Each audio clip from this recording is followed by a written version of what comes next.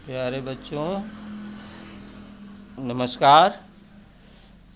मैं कक्षा 10 रसायन विज्ञान चैप्टर फर्स्ट का जो पीडीएफ भेजा हूँ उसका जो है कुछ पॉइंट शेष रह गया है, उसको आज जो है पूरा कर दूँगा। इसको जो है नोट्स बनाइए और याद कीजिए। हम चलते हैं महत्वपूर्ण प्रश्न में, महत्वपूर्ण पॉइंट में। जैसे आक्सीकरण अभिक्रिया, ये रसायन विज्ञान का महत्वपूर्ण जो है अभिक्रिया है, आक्सीकरण अभिक्रिया। तो वह अभिक्रिया जिसमें किसी पदार्थ में ऑक्सीजन का योग होता है, यह आक्सीकरण अभिक्रिया है बच्चों। वह प्रक्रिया जिसमें किसी पदार्थ में ऑक्सीजन का योग होता है, किसी पदार्थ से हाइड्रोजन पृथक होता है।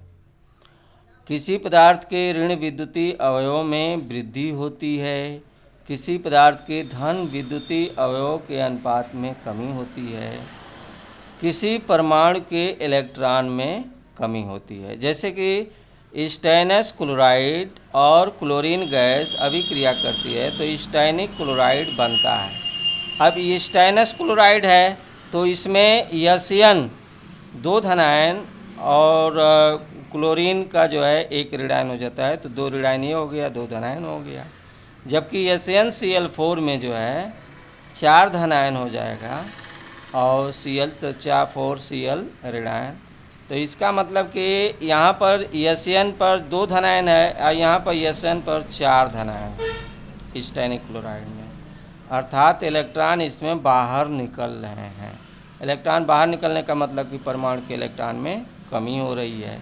तो इसलिए यह जो अभिक्रिया है ऑक्सीकरण अभिक्रिया है। इस तरह यहाँ पर भी देखिए, जस्ता कॉपर सल्फेट से अभिक्रिया करके जिंक सल्फेट और कॉपर में परिवर्तित हो जाता है। तो इसमें जस्ता का जो है ऑक्सीकरण नंबर 0 है और इसका ऑक्सीकरण नंबर जो है 2 धनायन है, अर्थात यहाँ पर 0 ऑक्सीकरण संख्या थी और यहाँ पर 2 धनायन हो जाएगा। जिंक सल्फेट को जब आयनन कराएंगे तो जिंक पर जो है 2 धनायन हो जाएगा, सल्फेट पर 2 ऋणायन हो जाएगा। तो इसकी ऑक्सीकरण संख्या भी जो है 2 धनायन, तो अर्थात 2 इलेक्ट्रॉन निकल रहे हैं। तो इलेक्ट्रॉन निकलने का मतलब कि इलेक्ट्रॉन में कमी हो रही है, इसलिए यह ऑक्सीकरण अभिक्रिया है। और जैसे सोडियम परमाणु है और सोडियम आयन है, तो ये सोडियम का ऑक्सीकरण नंबर जो है 0 है, लेकिन यहाँ ऑक्सीकरण नंबर +1 है, अर्थात इसमें से इलेक्ट्रॉन जो है बाहर निकल रहा है। तो ये तीनों जो उदाहरण दिए गए हैं ऑक्सीकरण अभिक्रिया का उदाहरण दिया गया है। अब जो है हम चलते हैं, ऑक्सीकरण अभिक्रिया का विपरीत जो है अपचयन अभिक्रिया है। तो देखो जस्ट इसका उल्टा है। वह प्रक्रिया जिसमें किसी पदार्थ से ऑक्सीजन अलग होता है, ऑक्सीजन अलग होता है तो अपचयन अभिक्रिया। किसी पदार्थ में हाइड्रोजन का संयोग होता है तभी अपचयन अभिक्रिया। किसी पदार्थ के ऋण विद्युतीय अवयव में वृद्धि होती है और किसी पदार्थ के धन विद्युतीय अवयव में कमी होती है और किसी पदार्थ के इलेक्ट्रॉन में वृद्धि होती है। जैसे कि सोडियम धनायन है और इसमें 1 इलेक्ट्रॉन ये ले लेता है तो सोडियम परमाणु हो गया। 1 इलेक्ट्रॉन ये ले रहा है अर्थात इलेक्ट्रॉन में वृद्धि हो रही है, तो इसलिए यह अपचयन अभिक्रिया हो गई। क्यूप्रस क्लोराइड है, क्यूप्रस क्लोराइड और कॉपर से अभिक्रिया होता है तो यहाँ पर जो है ये देख लीजिए CuCl बनता है, 2CuCl बनता है। तो यहाँ पर कॉपर की जो है वैलेंसी 2 धनायन, यहाँ पर कॉपर की जो वैलेंसी है वह कितनी है, 1 धनायन है। तो इसमें भी जो है इलेक्ट्रॉन में वृद्धि हो रही है। यहाँ पर देख रहे हैं कि जिंक ऑक्साइड है और कार्बन है, यह अभिक्रिया करके जो है कार्बन मोनोऑक्साइड और जिंक, यहाँ ऑक्सीकरण संख्या जो है 0 है और यहाँ पर ऑक्सीकरण संख्या +2 है, तो इसमें भी इलेक्ट्रॉन की वृद्धि हो रही है, इसलिए यह अपचयन अभिक्रिया है। अब हम चलते हैं ऑक्सीकारक। ऑक्सीकारक वह पदार्थ जो अन्य पदार्थों का ऑक्सीकरण करते हैं ऑक्सीकारक कहलाते हैं। वह पदार्थ जो अन्य पदार्थों का ऑक्सीकरण करते हैं, जैसे पोटेशियम ब्रोमाइड है और क्लोरीन गैस से अभिक्रिया करती है, तो ये क्लोरीन गैस जो है पोटेशियम ब्रोमाइड का क्या कर देती है, को ऑक्सीकृत कर देती है, ऑक्सीकृत कर देती है। देख लीजिए, पोटेशियम ब्रोमाइड को ब्रोमीन में ऑक्सीकृत कर देती है।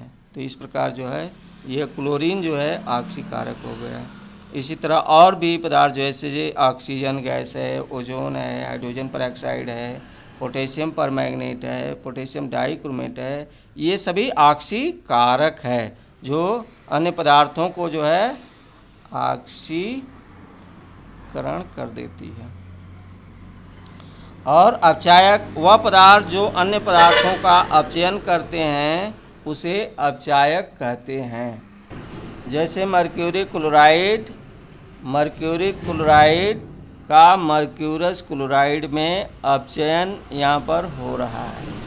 ये तो स्टेनस जो क्लोराइड होता है यह अपचायक हो गया, और यह जो है मर्क्यूरी क्लोराइड को मर्क्यूरस क्लोराइड में अपचयित कर दे रहा है। अब हम देखते हैं रेडॉक्स अभिक्रिया, अर्थात वह अभिक्रिया जिसमें ऑक्सीकरण तथा अपचयन अभिक्रियाएं दोनों एक ही साथ एक ही समय पर घटित होती हैं, तो रेडॉक्स अभिक्रिया कहलाती है। जैसे जस्ता कॉपर सल्फेट से अभिक्रिया करता है तो जिंक सल्फेट और कॉपर बनता है।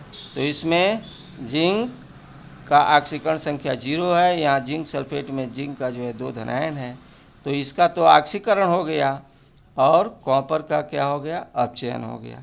तो ये जो है रेडॉक्स अभिक्रिया का उदाहरण है। देख लीजिए, यहाँ पर एनोड पर जो है जिंक आयन उत्पन्न होता है, और कैथोड पर जो है कॉपर जो है उपलब्ध होता है। पूरे जो है रेडॉक्स परिवर्तन में हम देखते हैं कि जिंक प्लस कॉपर आयन, तो ये अभिक्रिया के बाद जिंक आयन और कॉपर में परिवर्तित हो जाता है। अब जो है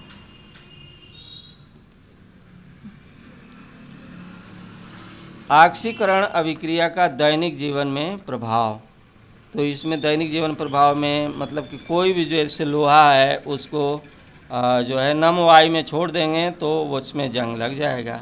तो यहाँ भी जो है क्या हो रहा है, ऑक्सीकरण हो रहा है, माने ऑक्सीजन का योग हो रहा है, तो ऑक्सीकरण हो गया।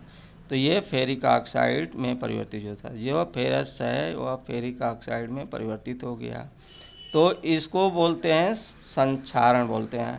और इस संक्षारण को रोकने के लिए क्या करते हैं, लोहे पर जो है या रॉड पर जो है जो भी लोहे के उपकरण बने हुए हैं उनको पेंट कर देंगे, या जो है वहाँ पर लोहे की धातु के अतिरिक्त जो है मिश्र धातु बना करके उपयोग करें तो संक्षारण रुक जाएगा, या अन्य धातुओं के लोहे पर परत चढ़ा दिए जाए तो संक्षारण को रोका जा सकता है। तो पहला जो है दैनिक जीवन में प्रभाव है, ऑक्सीकरण से संक्षारण होता है, धातुओं का संक्षारण होता है। और दूसरा जो है विकृत गंधिता, ये बहुत ही इम्पोर्टेंट पॉइंट है हमारे जो है स्वास्थ्य के लिए भी। जैसे वसा युक्त खाद्य पदार्थों को लंबे समय तक अगर खुला छोड़ दिया जाए तो उसका ऑक्सीकरण हो जाता है, जिसके कारण उसमें दुर्गंध आने लगती है और वह खाने योग्य नहीं रह पाता है। इस प्रकार वायुरोधी पात्रों में रखकर विकृत गंधिता को रोका जा सकता है। वायुरोधी पात्रों में रखकर खाने वाली चीज़ों को, या निम्नतम ताप पर पके हुए खाने का प्रशीतन करा देते हैं, फ्रीजिंग करा देते हैं, या आलू चिप्स को रखने के लिए ऑक्सीजन के स्थान पर नाइट्रोजन गैस भर दी जाती है, या खाद्य पदार्थों को सूर्य के प्रकाश से दूर रखकर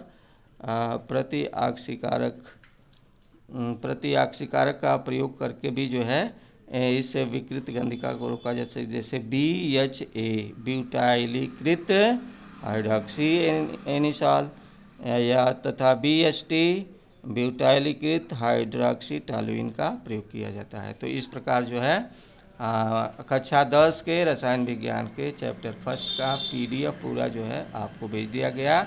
इसको अच्छी तरह से जो है नोट्स बनाइए और इसको याद कीजिए, फिर अगले चैप्टर का भी PDF इस तरह भेजा जाएगा। तब तक के लिए धन्यवाद।